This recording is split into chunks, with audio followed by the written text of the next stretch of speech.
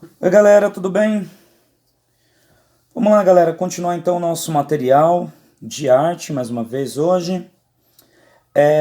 Hoje vai ser um assunto muito legal, inclusive o pessoal do terceiro B, né, que teve aí a oportunidade de fazer uma aula Zoom na semana passada, inclusive citaram, né, falaram na aula sobre o assunto que nós vamos falar hoje, que é uma das obras mais conhecidas do Brasil e de uma das artistas mais relevantes, né, no cenário modernista brasileiro, né, que é, nós estamos falando de quem? Tarsila do Amaral. Tarsila do Amaral foi a pintora que criou o Abapuru, né, que assim carinhosamente, né, vocês têm costume de chamar de pezão ou de narigão, entre outras coisas aí. Mas hoje eu quero fazer essa aula para desmistificar muita coisa sobre o Abapuru. Por que ele é dessa forma? Quais são os símbolos que tem nessa imagem? Por que ele foi pintado assim, né? Qual era a forma que a Tarsila do Amaral fez essa obra e para quem ela pintou também essa obra? Essa obra também tem uma identificação do que nós chamamos de cultura brasileira, tá? Mas eu vou explicar tudo isso com calma, ok? Vamos então começar falando do Abapuru. Vocês com a ficha de número 57, fichinha de número 57, inclusive depois tem um questionário. O tio hoje quer, assim, que você entenda tudo sobre a obra do Abapuru da Tarsila do Amaral, para que você agora fale assim sobre essa pintura, que talvez você tenha visto ela, né? Vocês já estão agora no terceiro ano, talvez você já está vendo essa pintura em várias séries, desde o pré, e talvez não teve ainda a oportunidade de alguém explicar por que é desse jeito, por que tem esse nome, por que tem essa cor, por que tem essa forma, né? Então eu acredito que esse é o mais importante. Vamos lá? Então a gente vai começar falando do Abapuru pelo nome Abapuru. A primeira coisa que a gente precisa saber é que o nome Abapuru é um nome indígena. Nós anteriormente estávamos vendo, né, sobre a cultura indígena na nossa apostila. Algumas páginas anteriores, inclusive nós vimos lá sobre o grafismo indígena, a forma como é a cultura deles, o desenvolvimento artístico, religioso, entre outras coisas. E o nome Abapuru é um nome indígena da língua tupi-guarani. Olha que legal. Quer dizer que a primeira coisa que nós temos de referência da obra é o nome. E o nome já tem uma referência brasileira, ok? Então, só que o nome Abapuru, ele tem um, um significado que não é muito legal no seu significado assim exato, né? E eu vou explicar o porquê.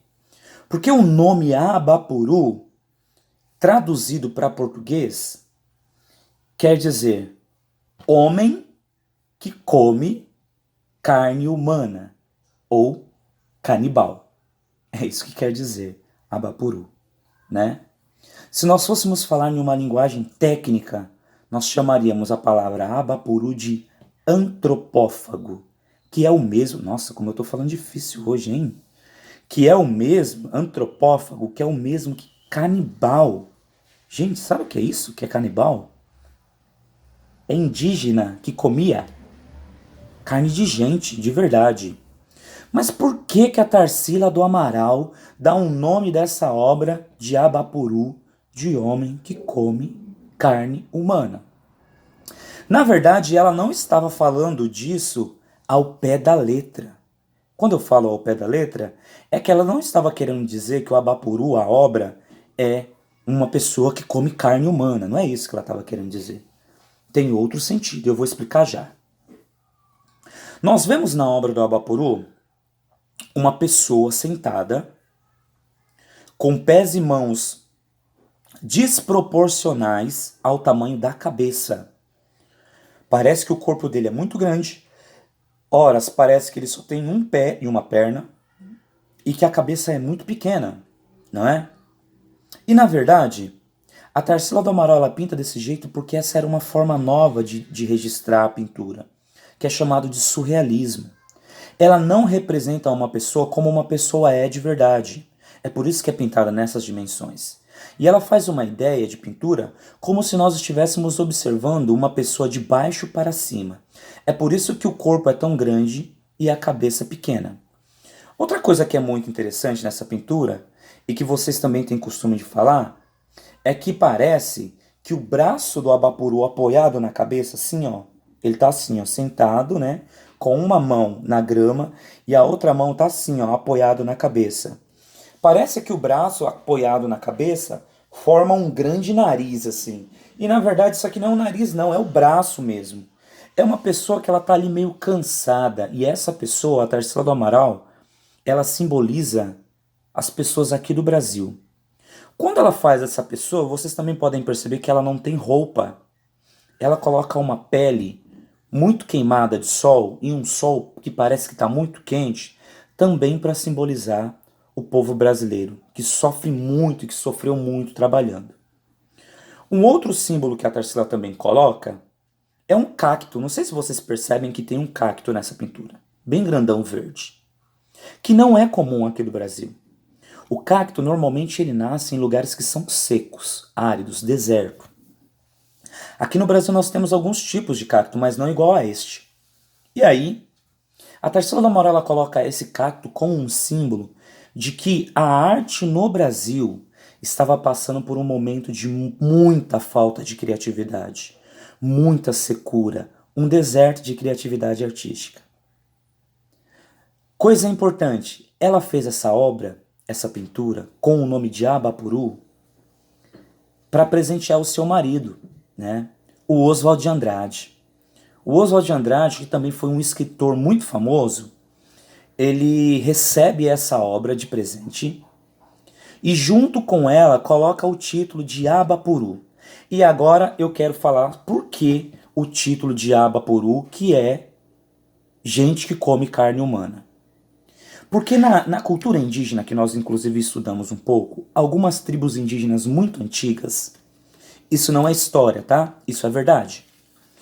Aliás, quando eu falo história, é história, mas história de verdade. Não é historinha, não é um conto, não é uma coisa inventada. É fato. Algumas tribos indígenas, eles fabricavam, ou eles tinham como religião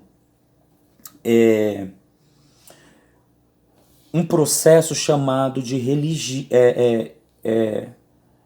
é uma manifestação que era antropofágica. O que é isso, professor? Esses nomes difíceis que o senhor está falando hoje. Que é o canibal. Mas eu vou explicar direito como é que funcionava. Normalmente as tribos tinham disputas de guerreiros que aquele que ganhava era o que ficava vivo. Então, posteriormente, o outro guerreiro morreria. Então, para dizer que se era muito valente e que pegaria o poder do outro que perdeu, dentro desses rituais indígenas antigos, esses guerreiros acabavam se alimentando da carne daquele que perdeu a batalha. Olha que coisa terrível! Isso é chamado de canibalismo ou antropofagismo. São essas duas palavras difíceis.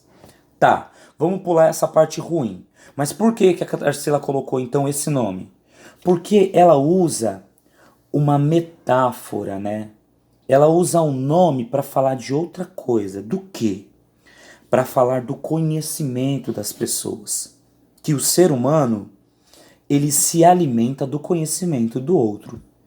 Vejam bem o que está acontecendo agora nesse momento. Eu estou gravando uma aula para vocês, fazendo aqui uma dissecação, né? Falando sobre tudo o que eu sei e o que eu já estudei sobre a obra do Abapuru, da Tarsila do Amaral. E talvez algumas das coisas que eu falei aqui, talvez você nem sabia, não é? E é interessante que é verdade o que a Tarsila está falando. Toda pessoa acaba se alimentando do conhecimento de outra pessoa. E sabe por que ela coloca o nome de Abapuru? Lá naquele ritual que eu falei que uma pessoa se alimentava da outra, ela se alimentava da carne da outra porque eles acreditavam que se alimentando da carne da outra pessoa, eles iam ter o poder que aquela pessoa tinha. A Tarsila do Amaral, ela usa a arte agora para falar que uma pessoa que se alimenta do conhecimento da outra, agora ela tem poder. E de fato não existe outra coisa mais importante que o conhecimento. Então você se alimenta do conhecimento do tio Elias, você se alimenta do conhecimento da sua mãe na sua casa, você se alimenta do conhecimento dos outros professores, das mídias na televisão, na internet, no jornal, na revista, entre muitas outras coisas e muitos outros saberes que vocês vão ter sobre a sua, ainda na sua vida inteira, né? Sobre vários assuntos, ok? Então, eu espero que tenha ficado assim claro algumas coisas relacionadas ao Abapuru. Uma outra coisa que eu não falei é que essa pessoa, quando a Tarsila do Amaral faz, ela não dá um gênero. Não é nem menino e nem menina. É apenas uma pessoa simbolizando todos nós, que podem ser homens e mulheres, brasileiros, ok? Representados em uma bela tela. Outra coisa interessante e importante é que essa obra de arte, que é referência de uma obra de arte brasileira, não está no Brasil. Ela é uma obra de arte de um acervo de um museu lá em Buenos Aires, na Argentina. Não sei como isso aconteceu, mas alguém comprou essa obra da Tarsila do Amaral e ela acabou ficando exposta lá na Argentina e não necessariamente no Brasil. Existem outras obras importantes da Tarsila do Amaral no Brasil, mas essa que tem uma grande representatividade brasileira, infelizmente não está. Agora vamos lá para o questionário. Lá na página 57 está dizendo assim: Abapuru foi uma criação da Tarsila do Amaral, inspirada nas histórias de assombração que ela escutava quando criança. Então ela cria todo um ser, né? Através das histórias, como por exemplo a indígena que eu contei aqui para vocês.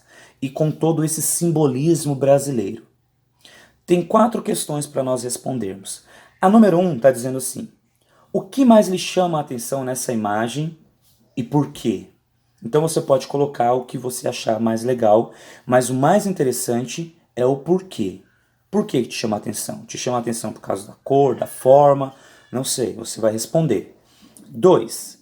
Por que a artista pintou dessa maneira?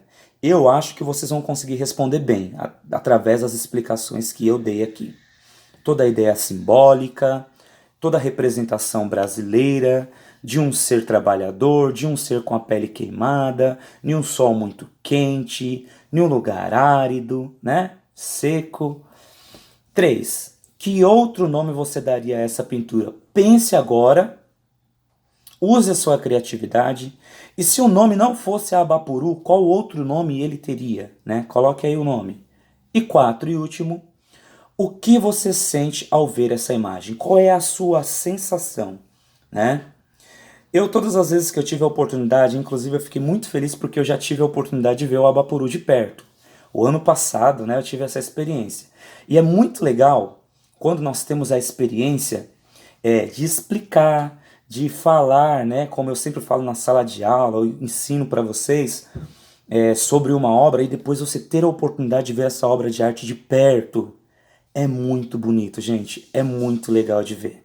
Então é uma experiência muito legal. Mas nós temos hoje as reproduções em fotografia, em impressão. Qual é a sua sensação quando você observa?